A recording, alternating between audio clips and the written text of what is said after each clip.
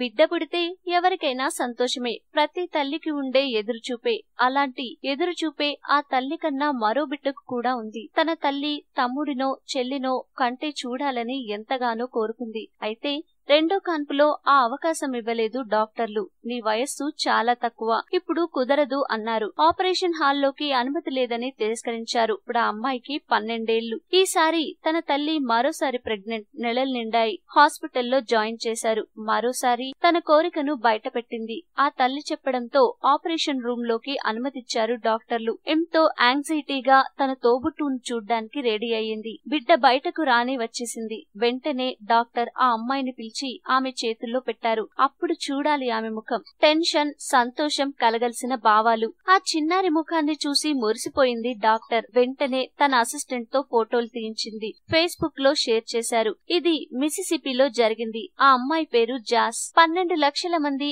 ఆ ఫోటోలకు రియాక్ట్ అయ్యారు. మరో 1,90,000 మంది షేర్ చేసుకున్నారు. జెస్సీలోని యాంగ్జైటీని తెలపడానికి ఈ ఫోటోలను తన ఫేస్బుక్ లో షేర్ చేసినట్టు చెప్తున్నారు డాక్టర్ నిక్కీ స్మిత్. సాధారణంగా చిన్నారులకు అనుమతి ఉండదు. ఇలా చేయడాన్ని చాలా మంది అంగీకరించకపోవచ్చు. బిడ్డకు జన్మనివ్వడం ఓ గొప్ప అనుభూతి. ప్రపంచంలోకి అడుగు పెడుతున్న తన తమ్ముడిని తన తల్లి కంటే ముందే చూడ్డం అనేది మాటల్లో చెప్పలేనిది. ఇలాంటి ఎక్స్పీరియన్స్ ఆ తల్లి బిడ్డలకు అందించడం కోసం ఇలా అనుమతిచ్చామంటున్నారు డాక్టర్ నిక్కీ.